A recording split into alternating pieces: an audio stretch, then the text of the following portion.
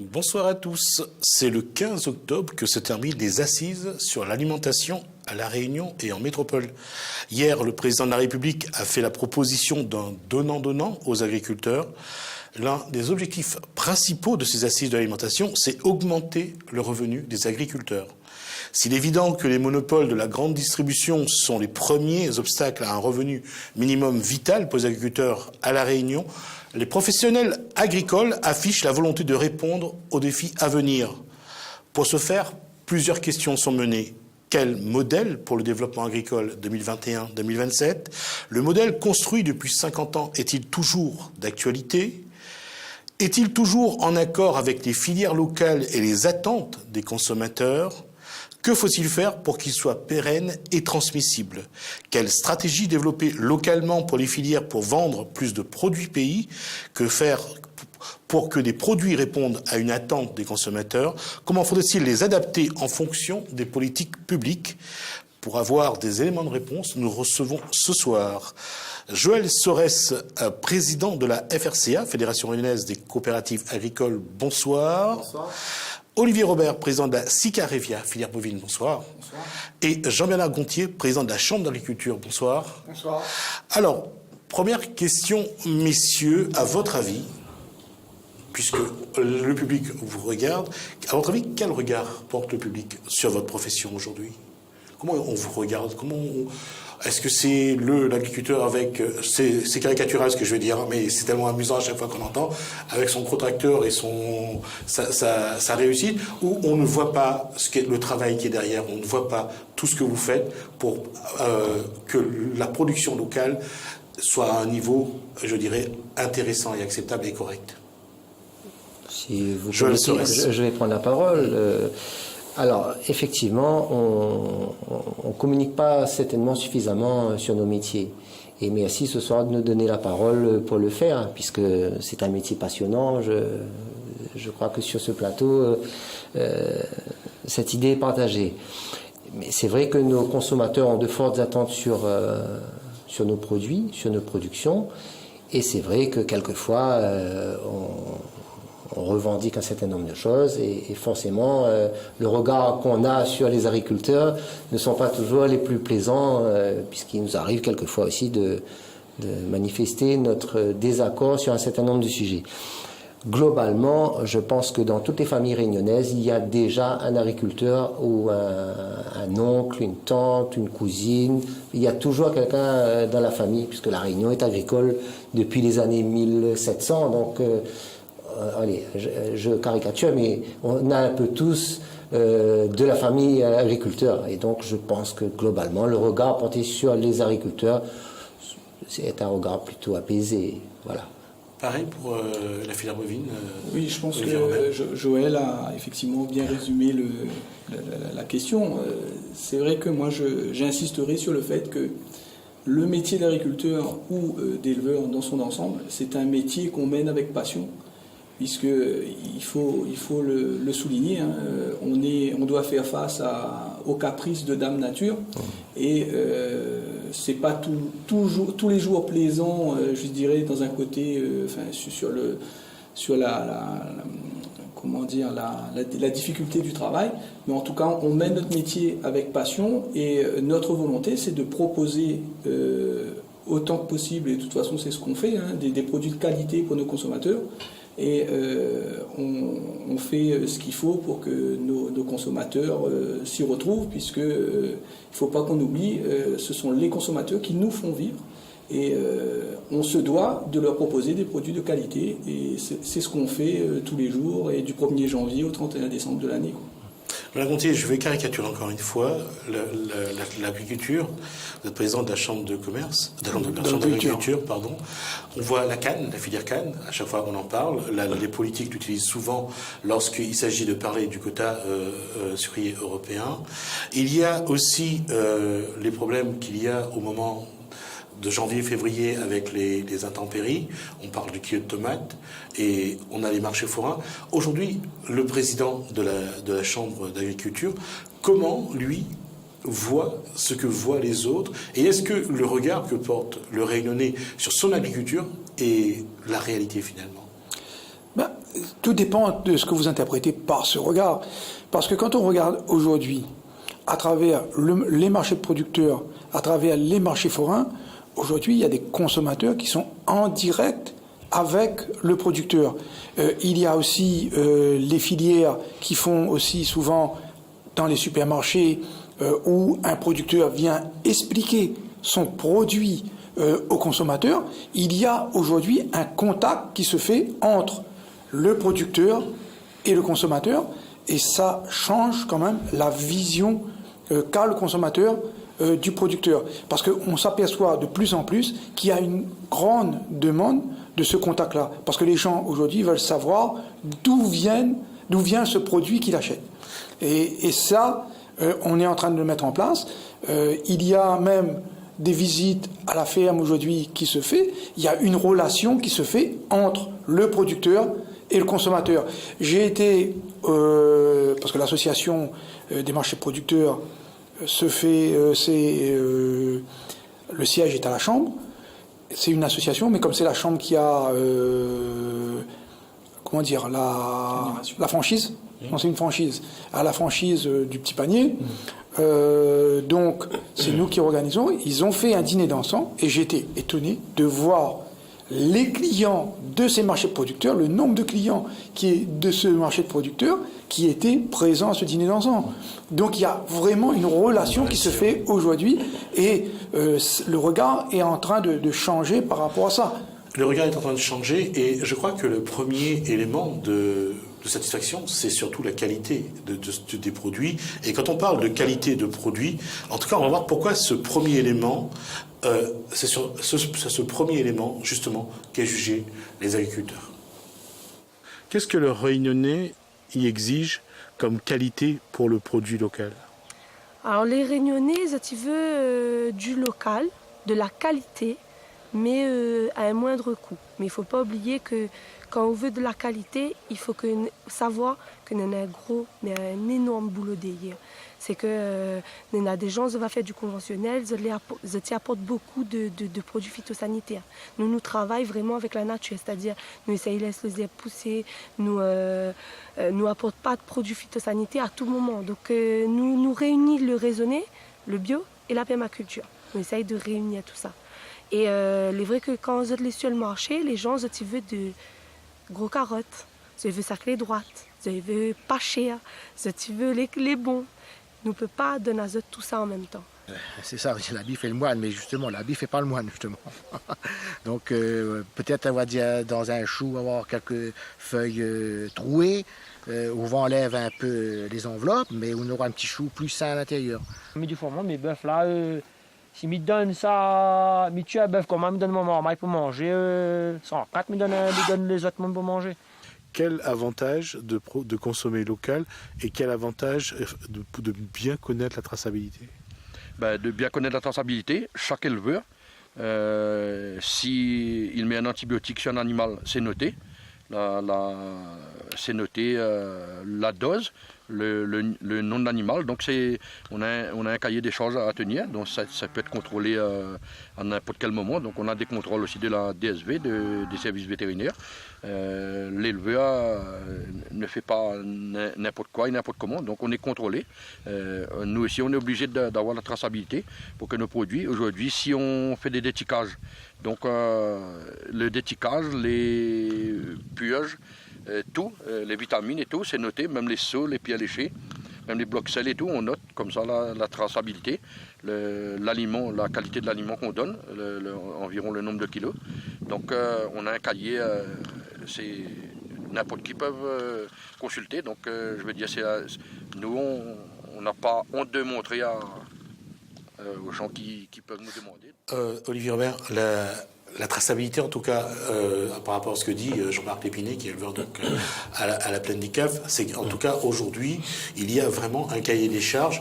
Et j'ai vu, lors du reportage, chez Monsieur Lebon, donc, à la Plaine des Caves, que même lorsque l'abattoir vient chercher l'animal, même là, il faut un cachet, même là, il faut le carnet de santé. Tout à fait. Alors, effectivement, la traçabilité, c'est une traçabilité permanente. Et l'animal dès les premiers jours de sa naissance, il y a un suivi quotidien de ces animaux-là. Comme Jean-Marc faisait allusion tout à l'heure, effectivement, lorsqu'il y a un traitement qui est mené, il faut le noter. Il y a des contrôles qui sont faits, que ce soit en amont ou en aval. Notamment, il y a une prophylaxie annuelle qui est réalisée chez ces animaux-là pour savoir l'état de santé de ces animaux. Et je me plais à dire aussi que lorsque un animal il y a une prophylaxie qui est réalisée chez un animal à l'instant T, sous 10 jours, Joël qui serait intéressé par cet animal-là. Nécessairement, nous, au sein de la filière, cet animal-là refait une nouvelle batterie de contrôle pour que cet animal puisse rentrer sur l'exploitation de Joël. Et avant d'aller effectivement à l'abattoir, il y a des documents à fournir et encore des contrôles à l'abattoir, que ce soit sur la chaîne, après la chaîne, lors de la mise en barquette, etc. Donc la traçabilité, elle est plus que totale. Et j'ai coutume de dire que personnellement, je suis plus à même de dire l'état de santé de mes animaux que mon état de santé à moi-même. Oui, c'est ce qu'il disait également Armand Beg dans ce reportage. Lui, il est prêt en tout cas, pour montrer à quel point son animal est en bonne santé, il le donne à manger, il donne de la viande en tout cas à ses enfants. Là, on a parlé de la filière bovine avec Olivier Robert, mais d'une manière générale, puisque c'est la Fédération réunionnaise des coopératives agricoles, pour l'ensemble des filières aujourd'hui, cette traçabilité-là, en tout cas, est-ce qu'il y a ces exigences à chaque niveau, à chaque étape ? Tout à fait. Dans toutes nos filières, enfin dans toutes les filières représentées au sein de la FSCA, que ce soit la filière porcine, que ce soit la filière fruits et légumes, que ce soit la filière avicole, toutes ces filières-là ont des obligations, des droits et des devoirs. Je ne sais pas à vous que je vais dire que nous sommes, mine de rien, même si on est très loin de la France hexagonale, mais nous sommes une région ultra-périphérique, donc nous sommes européens. Donc soumis aux règles européennes. Nous sommes soumis aux règles. En matière de traçabilité. En matière de traçabilité, d'une part. D'autre part, dans nos filières, il y a quand même un niveau d'excellence et de performance très important. En plus de ça, nos filières mettent en place aussi, si vous voulez, des règles pour que la qualité des aliments que nous produisons sont de très bonne qualité. Donc on en est tous fiers. Ce que disait tout à l'heure la jeune femme au début du reportage, elle a tout à fait raison. On ne peut pas faire un produit quand même de très haute qualité avec des prix très bas. C'est pas possible. C'est quelque chose qui ne se trouve pas. Jean-Pierre Gontier, je sentais que vous avez envie de parler. Je vais vous poser la question quand même. Je veux dire, en tant que président de la Chambre d'agriculture, on en parlait de traçabilité, et c'est vrai qu'aujourd'hui, il y a, c'est même pas un mystère, mais quand on regarde le produit agricole, que ce soit en viande, que ce soit en légumes ou en fruits, il y a une exigence, cette exigence-là, elle est européenne, mais comment faire pour que justement vous puissiez le montrer, parce que là, on voit le marché producteur, les gens se parlent, en tout cas il y a cette relation de confiance qui se met en place entre le producteur et le consommateur. Comment faire pour aller plus loin et sur une plus grande dimension? Une plus grande dimension, c'est comment faire reconnaître notre produit. Aujourd'hui, on produit de la qualité. On est le département français qui a eu la plus grande diminution de produits phytosanitaires sur ces 10 dernières années. On est le premier département français avec la plus grande diminution des produits phytosanitaires. On est aussi le département français où ces 6 dernières années, on a eu 2 programmes de méthodes alternatives sans produits phytosanitaires. On est aujourd'hui dans une phase où il faut aller se vendre. On sait produire et il faut aujourd'hui se vendre et démontrer qu'on a un produit de qualité auprès des consommateurs et que à travers ce produit, ils auront la qualité. Je prends l'exemple, par exemple, aujourd'hui, de la volaille. On a une volaille congelée, et quand la volaille congelée qui vient de 2 €, est-ce que les gens savent qu'ils achètent 30% d'eau à travers cette volaille, comparé à une volaille? Souvent, c'est vrai, on regarde le prix. Mais si on compare le prix au vrai poids de la viande, il vaut mieux prendre un poulet frais réunionnais que d'aller prendre un poulet congelé où on aura 30% d'eau. Quand ce sera cuit, l'eau, elle va évaporer, et à table, on aura moins au kilo. Il y a aujourd'hui des comparaisons à faire et à le démontrer aux consommateurs. Et là, c'est tout un travail qui doit être mis en place avec les filières, chambres d'agriculteurs, les producteurs, pour que ça soit reconnu. La question reste donc il y a de la qualité du produit, mais ce produit de qualité, il faut le distribuer. Et là, est-ce que je vais vous poser la question, mais avant, on va juste regarder le sujet, savoir qu'est-ce qu'il faut faire aujourd'hui pour que la distribution soit meilleure, soit beaucoup plus performante et efficace.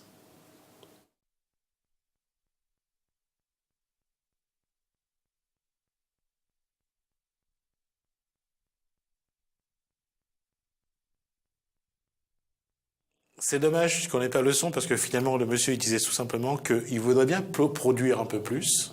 C'est pour ça que je voulais que vous l'écoutiez. Il veut bien produire un peu plus, mais le problème c'est qu'il n'arrive pas à écouler ses produits. Ses produits restent dans le champ et il doit le mettre au déchet. Est-ce que aujourd'hui le produit agricole, le réunionnais, il a du mal à s'écouler?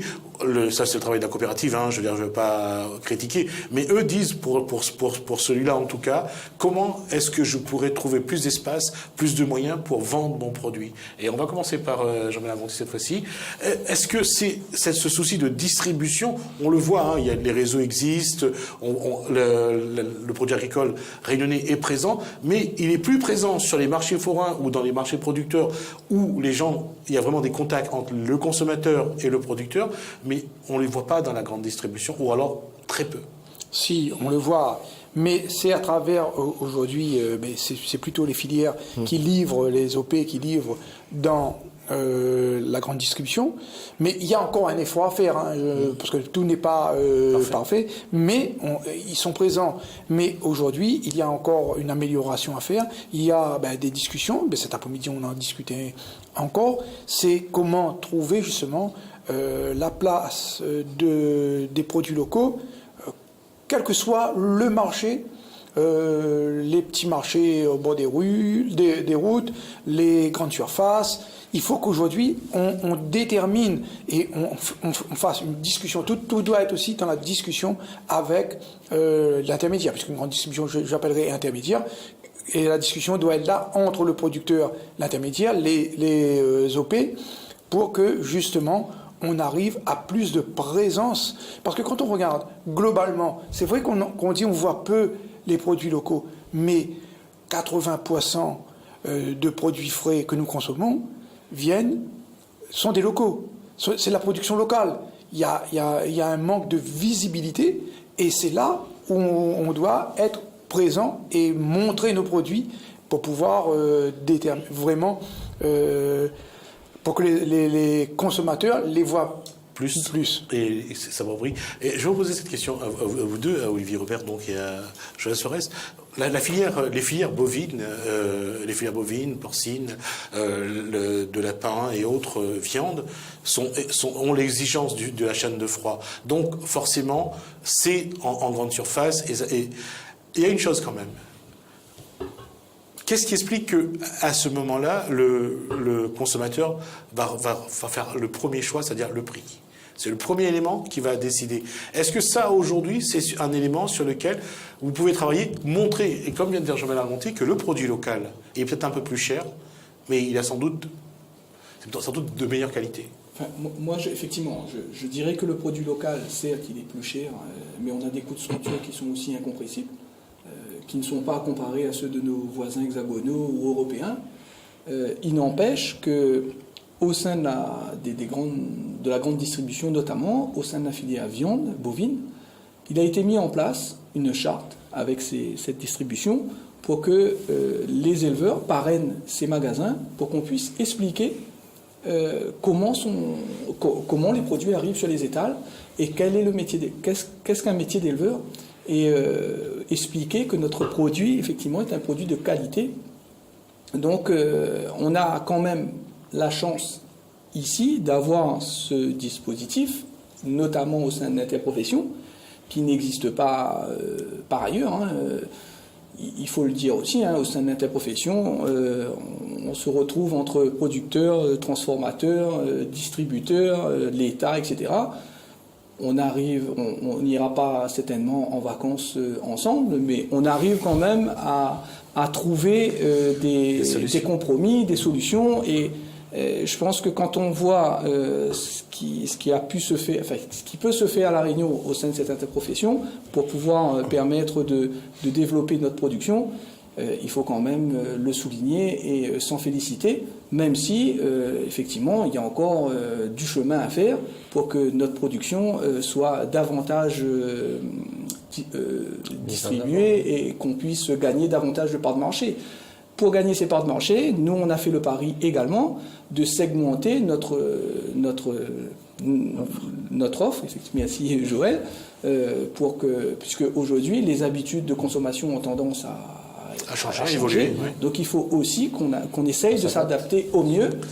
Mais maintenant, pour pouvoir s'adapter, effectivement, il faut qu'on arrive à trouver les équilibres de part et d'autre pour développer davantage la production. La question va peut-être paraître amusante. Quand est-ce qu'on y aura un hamburger avec un steak de bœuf produit du bœuf produit à La Réunion? Moi, si vous voulez, ça serait dès demain. Maintenant, il faut qu'on arrive à trouver le partenaire idéal pour le faire.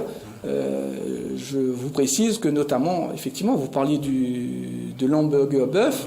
Effectivement, cette année, je vous donne un chiffre, c'est 25% de mieux sur la consommation du steak haché frais. Preuve en est que c'est un produit qui est excellent. Qui est demandé. Et bientôt, on aura un steak haché congelé pour pouvoir effectivement étoffer notre offre. Justement, alors que tout à l'heure, Olivier Robert parlait d'interprofession. Et l'interprofession, c'est bien les coopératives avec de la FRCA. Joël Sorès, la question, c'est aujourd'hui, au niveau même de par rapport à ce qui est dit sur la filière bovine, comment travailler, et par rapport à ce qu'a dit Jean-Bernard Gontier, comment travailler justement pour qu'il y ait une orientation du consommateur réunionnais vers ces produits-là, avec peut-être plus de promotion, plus d'explications, plus d'informations, pour montrer vraiment la valeur de ces produits réunionnais. Je crois que depuis un moment déjà, les interprofessions, en particulier l'interprofession qui gère la partie bovine, fait un gros travail. Nous travaillons avec l'ensemble des distributeurs à La Réunion, comme le rappelait mon collègue. On travaille avec les importateurs, on travaille avec tout le monde. Ce qu'il faut, c'est qu'on est en train de faire de sorte que partout là où on va passer dans une grande distribution ou chez un boucher ou un charcutier, qu'on repère très facilement nos produits. Alors, nos produits sont là, ils sont tellement là que quelquefois on croit acheter par exemple des barquettes de tomates qui viennent de l'extérieur. Alors je prends le cas de la barquette de tomates, mais non, c'est réellement fait ici. C'est des produits qui sont élaborés à un tel niveau que le consommateur pense quelquefois il est en train de manger des produits d'importation. Sauf qu'il nous faut peut-être un repère un peu plus important, de dire voilà, ça c'est du Made in Réunion, ça c'est fait à La Réunion, et donc il faut mettre en avant ces productions-là. Parce qu'il y a une chose aussi qui est vraie, je veux dire, les Réunionnais de certain âge aujourd'hui sont prêts à mettre un petit peu plus pour acheter local, surtout que le produit est plus frais et sans doute moins conditionné, donc moins de produits pour le maintenir dans une bonne qualité. Et justement, on en revient, est-ce qu'il faut un label? Est-ce qu'il faut une image sur les paquets? Bon, ça fait un moment qu'on en parle. Oui. J'ai vu ce petit cœur produit pays que nous, on a montré lorsqu'on a passé une ou deux informations. Ça, c'est pas visible, justement. Alors, cette question est à l'étude et est au travail actuellement, de telle façon qu'on puisse valoriser un peu mieux cet affichage. Produit Pays Réunion, garanti. En fait, c'est pas quelque chose qui nous est sorti sous le chapeau, puisque c'est un décret d'application et c'est le préfet qui autorise ou pas à utiliser ce label. Donc, c'est quelque chose de très important et de très vérifiable.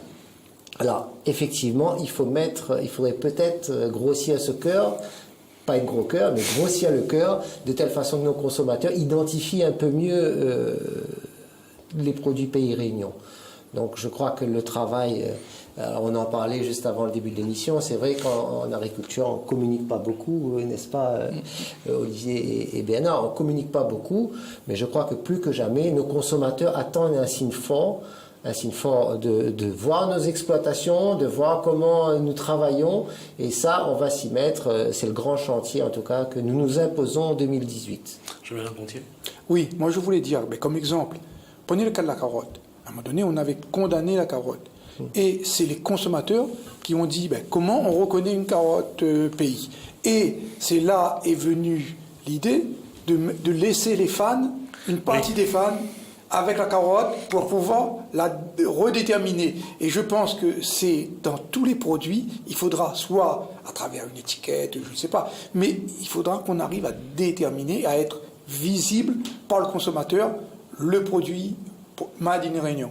J'ouvre une parenthèse, vous avez tous assisté, je pense, aux assises de l'alimentation, vous avez tous été aux discussions, je pense. Est-ce que la place du produit local, de par sa qualité, aujourd'hui, est justement un élément qui doit garantir cette alimentation, je dirais, aujourd'hui, plus saine et plus intéressant pour la santé? Est-ce que c'est ça qui est ressorti de ces assises d'alimentation? En tout cas, si elle n'est pas ressortie, nous on l'a fait ressortir. Parce qu'un produit, vous imaginez bien, un produit qui a voyagé pendant... je ne vais pas caricaturer, mais il y a des produits qui font le tour du monde, par exemple... juste l'exemple de la carotte qui vient de la Nouvelle-Zélande ou de l'Australie, c'est un beau voyage. Oui, voilà. C'est un beau voyage, mais on peut parler du poulet qui vient d'Amérique du Sud et qui fait du Brésil et qui fait le tour du monde pour arriver ici. Vous comprenez bien que la qualité nutritive... Je vais être méchant là-dessus, et je vais quand même le rappeler, parce qu'à chaque fois je le dis, il faut savoir qu'on nous envoie souvent des quantités que personne ne veut plus. On envoie à la Réunion des poulets dont personne ne veut, et souvent on les retrouve toujours en tête de gondole, et ça c'est vraiment pour le vendre. Donc c'est vrai que là, à ce niveau-là, garantir l'aspect, la fraîcheur, également l'aspect santé, le produit sain, je crois qu'aujourd'hui consommer local, c'est un des éléments qu'il faudra mettre en avant. Consommer local, c'est consommer avec toutes les calories nécessaires pour le bon fonctionnement du corps humain. C'est la qualité de notre production, parce que la carotte, elle est cueillie fraîchement, elle a encore sa fan. Le bœuf, il vient, on sait d'ailleurs, avec le niveau de traçabilité, j'en reviens dessus, mais on connaît d'étape à étape où c'est qu'il vient, quand est-ce qu'il a été mis en marché, et ainsi de suite. Et puis il y a moi, je pense qu'il y a un élément, excusez-moi, mais je pense qu'il y a un élément aussi non négligeable, c'est de préciser, de rappeler du moins l'importance que revêt la production locale au niveau social, puisque les emplois induits compte tenu de notre production est non négligeable, quoi. Et il y a une chose aussi qui est vraie aujourd'hui, on le voit, il y a une utilisation beaucoup plus, je dirais... on fait plus de produits dérivés aujourd'hui à partir de la canne. On donne plus la canne. Aujourd'hui, on le retrouve plus dans l'alimentation du bétail. Oui, mais ça a toujours été. Mais là, dernièrement, on l'a beaucoup plus montré, justement, parce que il y a un lien entre les filières. Et on est complémentaires. Et ce lien-là, la canne le met en avant, puisque la canne, à travers l'aliment du bétail, à travers l'amendement pour le maraîchage, reste quand même un lien des filières. Et cet équilibre qu'on a obtenu à La Réunion, il faut le garder. Et avant de continuer, juste rappeler aussi que même certains, j'ai vu la famille Lebon à la plaine des Caves, eux utilisent le lisier et fait le dépendage, entre autres dans les prairies pour faire pousser l'herbe, et aussi vend le lisier au maraîcher pour que le maraîcher utilise le moins possible l'engrais chimique. Le maraîcher, les canniers aussi récupèrent les lisiers pour mettre dans la canne. C'est un juste retour, c'est des échanges entre filières qu'il faut même confronter, parce que on est liés, qu'on le veuille ou non. Et aujourd'hui, si on veut, je dirais, l'autonomie alimentaire à 100%, c'est 2000 hectares de plus. Qu'est-ce qu'on fait du reste? Il faut qu'aujourd'hui se dire que on est liés, et c'est ce qui fait maintenir la canne, fait avancer les autres filières. Les filières ne peuvent pas avancer l'une sans l'autre. Aujourd'hui, l'équilibre, il est là, et on a à le confronter, et c'est ce qu'on a dit cet après-midi, c'est comment confronter l'acquis, le modèle réunionnais aujourd'hui. L'améliorer, oui, évoluer, oui, mais le confronter surtout. Parce que toute évolution, hein, on n'a pas la même exploitation, on ne conduit pas son exploitation comme on le conduisait 20, 10 ans de ça, mais cette évolution est dans un modèle, et le modèle n'a pas trop changé. Il y a eu des évolutions, et cette évolution, il faut toujours l'accompagner, le confronter, mais garder le modèle qu'on a. La transmission passe pas aussi par former. Comment former ceux qui vont succéder, qui vont prendre en charge l'exploitation familiale ou non. On a posé cette question, bien sûr, à une éleveuse. Formation et transmission, on voit ça tout de suite. Depuis décembre, ma fille l'a installé avec moi en EAL, donc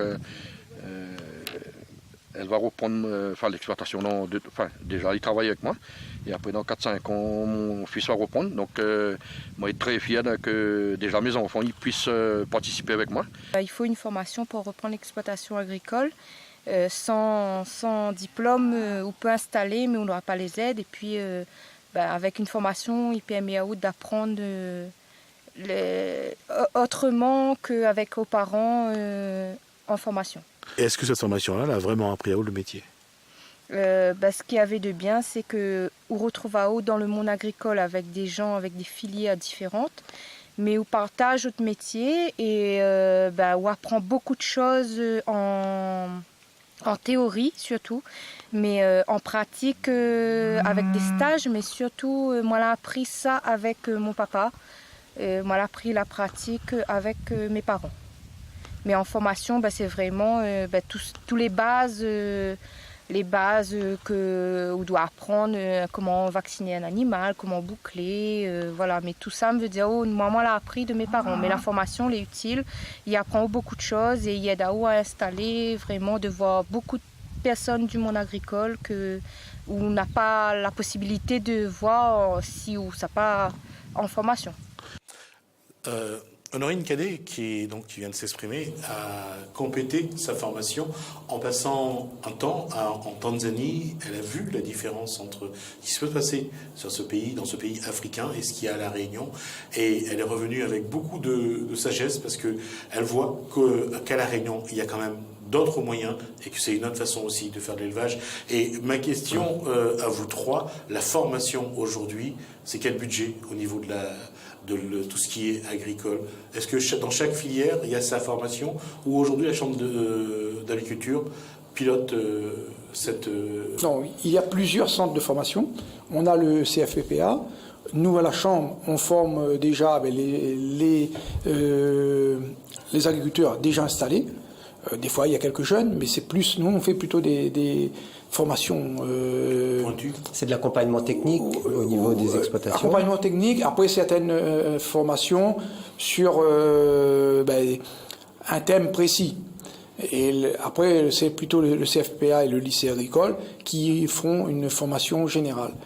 Moi, je voulais rebondir sur ce qu'elle a dit, sur ce qu'elle est sortie de l'exploitation. Il faut qu'aujourd'hui, justement... c'est ce qui donne de l'expérience, c'est sortir, aller voir ce qui se fait ailleurs, mais des fois dans la commune d'à côté, dans l'exploitation voisine. Dans l'exploitation voisine, ouais.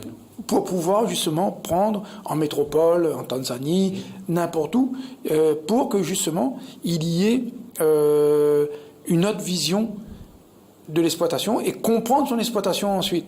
Parce que souvent, quand on a le nez dans le guidon et qu'on avance tête baissée, à un moment donné...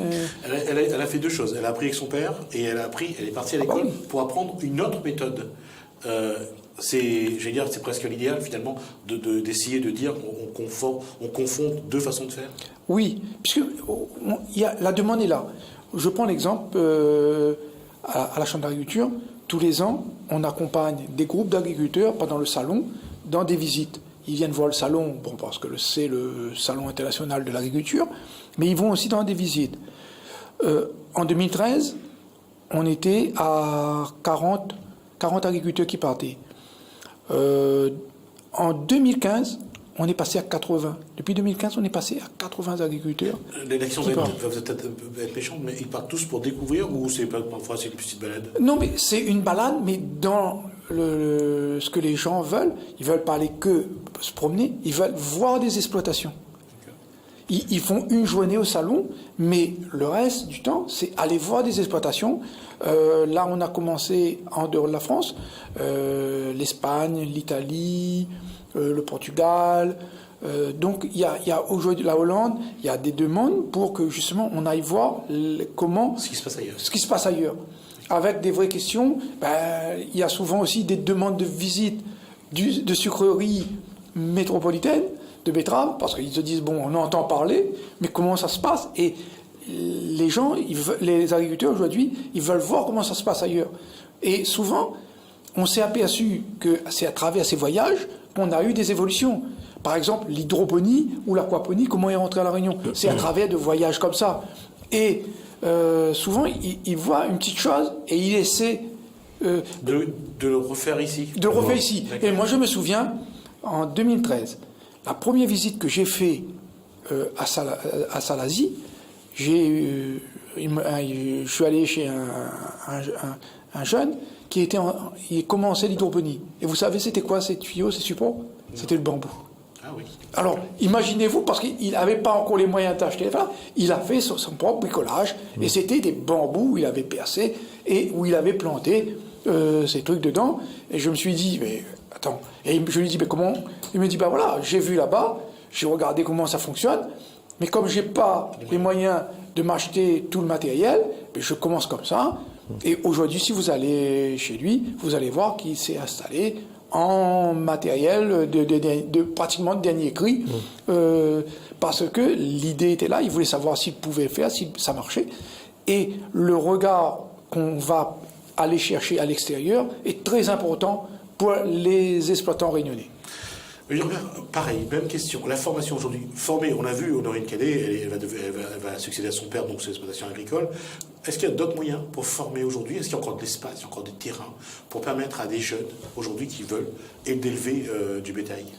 Alors, le terrain, c'est vrai que la dynamique, elle a quand même bien pris chez nous, au niveau de la filière bovine, viande en tout cas, puisqu'on a quand même des demandes qui arrivent régulièrement au sein de nos conseils. Maintenant, quand on fait de l'élevage en bovin viande, il faut de l'espace.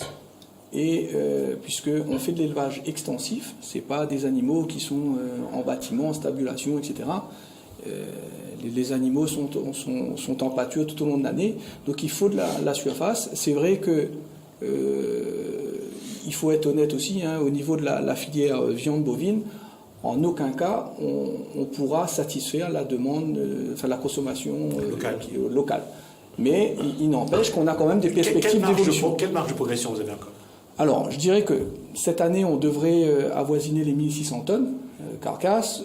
Notre objectif, c'est d'arriver à l'horizon 2025 entre 2002 et 2500 tonnes. Je pense qu'on ne sera pas loin. Quelle est la consommation locale, à peu près? Actuellement, oui. On va dire entre 6000 et 7000 tonnes. D'accord, donc il y aura de la marge. Il y a de la marge, il y a aussi matière à essayer de trouver davantage de foncier. Tout à l'heure, je voulais parler d'un thème qui me tient tout particulièrement à cœur, et je pense à l'ensemble des agriculteurs, c'est l'environnement, la protection de l'environnement, etc. C'est quelque chose qui est primordial pour nous, puisque nous sommes les premiers à façonner le paysage de la Réunion. Lorsqu'on voit la beauté du paysage réunionnais, il faut le dire, nos cagniers sont pour quelque chose, nos maraîchers, nos éleveurs sont pour quelque chose. Juste dire un petit mot pour les cagniers. Il faut savoir que c'est la canne qui absorbe la plus grande partie du gaz carbonique à la histoire de rendre hommage au... Oui. Et donc, par exemple, nous, au niveau de la filière bovine, on a lancé une étude qui s'appelle Ecotone, qui permet de montrer, pour démontrer à l'ensemble des PSE, notamment il y a un travail en partenariat qui est mené avec le parc national pour identifier des zones spécifiques, montrant qu'on peut combiner l'agriculture, enfin l'élevage à la protection environnementale, etc., puisque nous avons un rôle primordial, j'insiste là-dessus, pour lutter contre les espèces envahissantes. Et sans la démarche de l'ensemble des agriculteurs sur l'île, on aurait des espèces envahissantes à profusion malheureusement sur le territoire. Je poserai d'abord la question à vous et après en même temps aux deux autres. C'est quand on parle de filière bovine, il faut parler boucher, il faut parler charcutier, il faut parler des personnels qui va transformer la viande en produits. Est-ce qu'aujourd'hui, au niveau de la coopérative, mettre en place des formations, je pense que les bouchers, on va les voir chez les artisans de toute façon, mais comment faire en sorte qu'il y ait derrière un personnel qui sait utiliser, qui sait transformer le produit local? Ça, c'est une prérogative, effectivement, comme vous le dites, qui revient aux chambres consulaires autres que celles de l'agriculture à mettre en œuvre. Juste pour re-signaler quand même sur la formation agricole, nous avons quand même une très bonne formation agricole à La Réunion, avec vraiment des experts. Nous avons des jeunes qui arrivent sur le marché agricole, des techniciens supérieurs qui ont de très bonnes formations, qui ont parcouru le monde quelquefois et qui y reviennent. Et je crois que ça aussi, ça participe à élever le niveau de performance de notre agriculture à La Réunion. Juste un petit aparté, mais c'est important de le dire parce que les jeunes qui arrivent sur le marché agricole actuellement, les jeunes éleveurs, les jeunes maraîchers, ont un niveau d'expertise très important, théorique, qu'il faudra maintenant traduire dans le pratique. Alors, ça va être la question de l'installation de ces jeunes-là demain matin, mais en tout cas, ils peuvent déjà, dans un premier temps, faire leurs armes dans nos coopératives pour déjà se former. Pourquoi je posais la question? Parce qu'on le voit, que ce soit dans les grandes surfaces ou dans les petits commerces, on voit que ce secteur d'activité, boucher, charcutier, c'est très recherché aujourd'hui. J'ai même vu une grande surface dans l'Ouest envoyer des jeunes se former en métropole pour revenir pour travailler. Donc il y a vraiment une demande.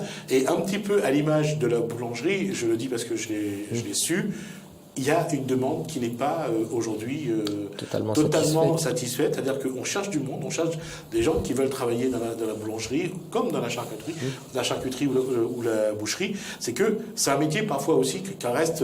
c'est un métier qui reste pénible. Oui, c'est un métier qui reste pénible. Il faut travailler en permanence dans le froid, donc c'est normal. Et puis quand on a un bon boucher, la plupart du temps... On est très demandé. Avant d'aller plus loin, juste pour un jeune, on va parler maraîchage. Alors, on va parler de comment installer les jeunes qui ont été formés, même quand ils sont formés, même quand ils ne sont pas formés. Parfois, pour trouver un petit bout de terrain, c'est pas évident. Oui, ça c'est un gros problème, quoi. Parce que comme moi, voilà, on a le courage à travailler et voilà, et on n'a pas de terrain à travailler, quoi. Il aurait fait davantage, mais voilà. Alors quand on dit, d'abord, quelle surface on a là 4000 mètres carrés. Il n'est pas assez suffisant pour à manger, quoi. Il survit, mais veut dire que voilà, on aurait bien aimé avoir des hectares, au moins, je sais pas, au moins 3, au moins que voilà, il peut bien survivre, quoi. Alors, il y a deux choses qu'il faut qu'on voit. Un, on dit toujours que il y a l'espace aujourd'hui pour installer les jeunes. Ça, c'est une chose. Deux, il y a ceux qui disent on a besoin de terrain. La difficulté, par exemple, c'est un éleveur qui m'a dit, par exemple, sur le parc national, on n'a pas le droit de faire ça, on n'a pas le droit de faire ça. Et il y a le jeune qui dit, moi, chargé de terrain, quand on me voit, on n'a pas envie de me louer le terrain, de faire un bail. Comment faire aujourd'hui, parce qu'il y a quand même quelques terrains en friche qui ne sont pas utilisés, comment faire pour que les jeunes qui veulent puissent en avoir accès? Mais voilà, aujourd'hui, il y a une procédure de terrain en friche, de récupération. Il y a eu aussi des aides pour les propriétaires qui n'ont pas loué le terrain depuis un moment. Donc, il y a des procédures. Mais souvent, on se retrouve avec des terrains qui sont indivis. Ouais, d'accord. Et c'est très compliqué aujourd'hui. Il faudrait qu'on ait en droit français où la propriété est quand même très réglementée. Voilà. Mieux réglementée et plus facile à transmettre. Voilà. Donc il faut qu'aujourd'hui, il y ait encore une souplesse, et là c'est à notre politique de faire le travail, c'est aux députés, aux sénateurs, de pouvoir trouver des lois qui permettent aux multipropriétaires, quand c'est un individu, ou aux propriétaires, de faciliter la location. C'est vrai que trouver des terrains aujourd'hui pour louer, c'est compliqué selon les zones. Hein. Il y a des zones où c'est plus facile que d'autres, mais ça reste quand même problématique. Et il y a un travail qui est en train d'être fait. On espère que ça va aboutir parce que entre 6 000 et 7 000 hectares de friches à La Réunion, nous on souhaiterait bien que ça revienne, puisque à 10 hectares, ça fait déjà 800 jeunes qu'on pourrait installer. Donc nous, on aimerait bien pouvoir récupérer justement ces terrains pour pouvoir les redistribuer aux agriculteurs.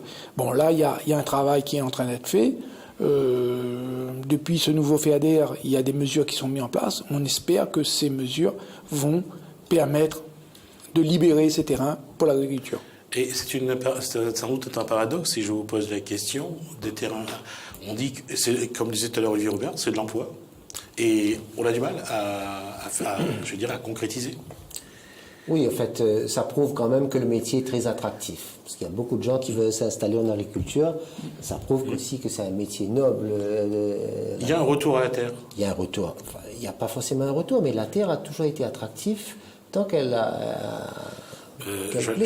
il y a aussi une chose, c'est qu'il faut avoir envie de travailler. Il faut avoir envie de se réveiller à 4h, 5h du matin. Bien sûr, mais les agriculteurs maintenant ont quand même une façon de travailler, comme le rappelait Bernard tout à l'heure. On a évolué dans nos pratiques.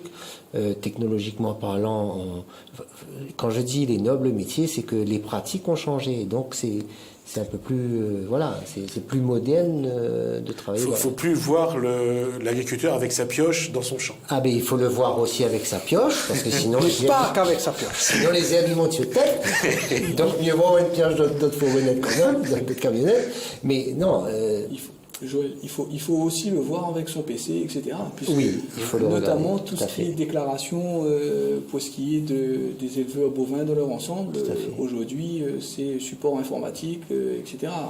Les supports papier, je ne dirais pas que c'est banni, il y en a encore, mais davantage d'éleveurs j'allais dire se professionnalise, c'est pas un mauvais mot, ça s'informatise, etc. La technologie rentre dans l'exploitation. De plus en plus. Ouais. Et par exemple, ne serait-ce que pour nourrir les animaux, ou bien l'irrigation, même l'irrigation aujourd'hui peut être réglementée par technologie. Technologiquement parlant, les filières animales, en tout cas, sont très avancées technologiquement sur le bien-être animal. En particulier sur les ambiances de bâtiments. Donc il y a un travail informatique important qui est fait. Sur la gestion de l'irrigation, vous le dites vous-même, vous avez certainement dû voir maintenant avec les nouveaux systèmes pour économiser l'eau, pour donner la quantité d'eau au bon moment quand il faut, avec les solarimètres. Enfin, justement, ça a été présenté hier, je crois, à la Chambre. Oui, il faut. À la Chambre d'agriculture. On parle d'agriculture connectée.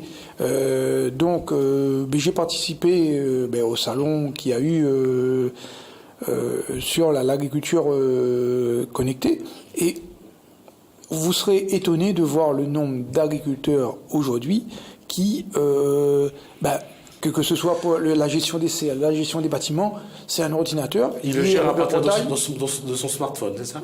Oui, mais on a aujourd'hui, quand Olivier est dans sa prairie, il peut avoir un regard s'il a un problème dans le bâtiment, il peut avoir un message sur son portable.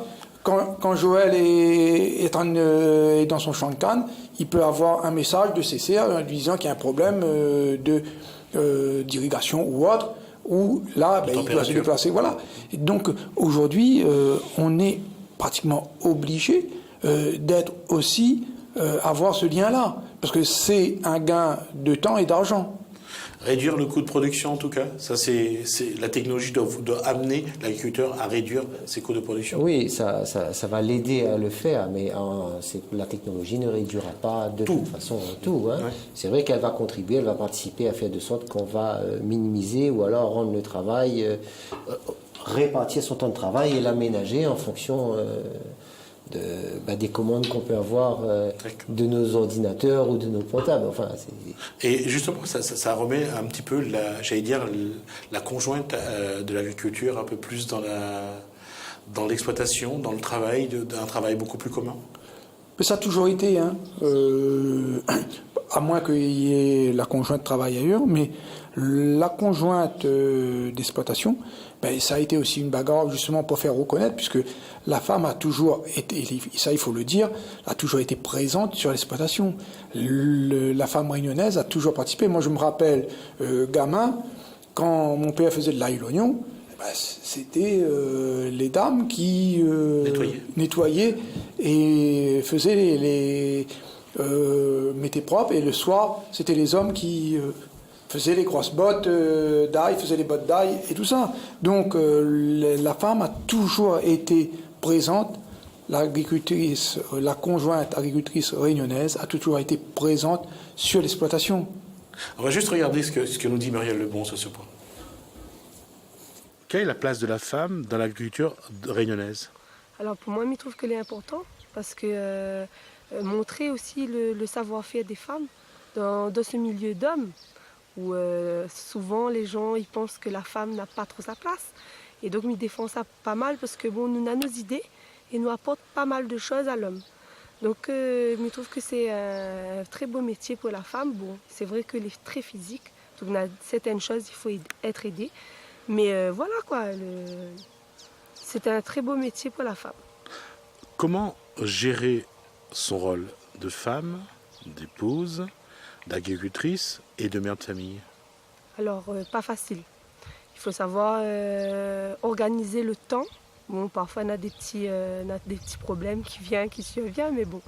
Alors le premier, c'est que là, moi, je ne travaillera pas comme certains agriculteurs, c'est-à-dire lever tôt, être dans le champ. Moi, je ne l'ai pas comme ça, c'est-à-dire je me lève tôt, je fais mon travail de mère au foyer, ça va faire le planning des enfants à l'école, puis là, je arrive, on va dire, après l'école, je viens travailler et je m'organise à moi toujours en fonction de mes enfants, sur tout ça. Et après, je m'y force aussi sur les week-ends. Donc, c'est-à-dire que le samedi et le dimanche, je peux être dans le champ par rapport à d'autres. C'est une belle image pour vous de ce qu'a dit Muriel Lebon. Moi, personnellement, je suis fasciné par le travail réalisé par les femmes agricultrices. Je me permets quand même de faire un clin d'œil à la mienne, puisque... Oui, j'ai vu le visage que si tu l'avais pas dit, ça allait sauver ce soir. Non, pas à ce point-là, mais bon, moi je suis arrivé, pour la petite anecdote, dans le métier. C'est vrai que, comme Joël l'avait souligné au tout début de l'émission, mes grands-parents étaient dans le domaine, mais bon, moi je m'étais prédestiné à faire autre chose. J'avais une formation générale, ma femme a voulu s'installer puisqu'elle a repris l'exploitation de son père et il fallait aussi oser parce que c'était une exploitation bovine, il fallait quand même faire des prêts non négligeables pour pouvoir acheter ce cheptel. Elle m'a demandé de venir, donc j'ai été fait une formation agricole et moi, pour le coup, c'était moi le conjoint collaborateur. Je pas. Aujourd'hui, je suis effectivement chef d'exploitation avec elle parce qu'on est en société, mais effectivement, le rôle des femmes au sein des exploitations est plus que primordial. Ce sont je ne sais pas comment elles font parce que ce sont des pluriactives à outrance. Donc il faut quand même le reconnaître. Et d'ailleurs, c'est la journée de la femme, je crois, le 15. Donc il faut quand même faire un petit clin d'œil à l'ensemble de ces femmes qui travaillent et qui ont le courage de faire ce métier. Bel hommage. Merci Olivier. Je reste là aussi. Il faut continuer à montrer. Parce que ces produits agricoles qu'on montre, c'est aussi le travail des femmes, c'est ça? Oui, c'est aussi le travail des femmes, mais qui mieux placé qu'une femme pour parler? Elle a tout dit, elle a tout résumé. Dans nos coopératives, nous avons aussi en force la femme de plus en plus présente, même au sein de nos conseils d'administration, donc effectivement, qui nous apporte un éclairage, et c'est important. Et en plus d'être sur l'exploitation, bon, c'est pas mon cas à moi, mais elle joue un rôle très important. On va juste, il nous reste 5 minutes, on va juste écouter la dernière. C'était ma question, c'était sur la passion. Est-ce que ce métier est une passion? On écoute Armand Bègue, qui est éleveur. Ben, éleveur, déjà, il faut les passionner de l'élevage. Si vous n'êtes pas passionné, mais je pense qu'il ne faut pas rentrer dedans du tout. C'est un métier dur, mais avec passion, il n'est pas si dur que ça. Comme d'autres métiers ici d'ailleurs, pas que l'agriculture est dur, mais bon, après l'agriculture, si vous n'êtes pas passionné vraiment, samedi, dimanche, on va prendre une joie. Après, il dépend des exploitations, la manière qu'elle fait. Mais... D'abord, de grandir dans une famille d'agriculteurs et de voir tout ce que mon papa et ma maman l'ont mis en place et les difficultés de la vie pour avoir une profession de nos jours, donc, et avoir grandi dans le métier. L'amour pour le métier est venu de là. Donc, pour moi, c'est plutôt plus depuis tant de petits mois dedans, et puis c'est une passion aussi. J'aime les animaux, la nature. C'est un beau métier. C'est un bon métier. C'est une passion. Alors, on va terminer là-dessus. Vous aurez une minute chacun, je pense. Tu vas nous rester 3 minutes à peu près. Alors, une passion, il le dit, pour vous aussi, c'est une passion. C'est-à-dire qu'il faut le regarder comme ça. L'agriculture, il faut être passionné, ou plutôt que d'être raisonné. Oui, pour moi, ça a été une passion, puisque j'ai des parents agriculteurs, les grands-parents agriculteurs. Moi, j'ai eu une formation électromécanique. J'ai commencé à travailler. Je suis allé travailler ailleurs après sortir de l'école, 6 mois. Mais pendant ces 6 mois, tous les matins, j'allais livrer un voyage de canne pour mon père. Et au bout de 6 mois, j'ai dit bon, moi, je veux pas travailler ailleurs. Je reviens à la terre.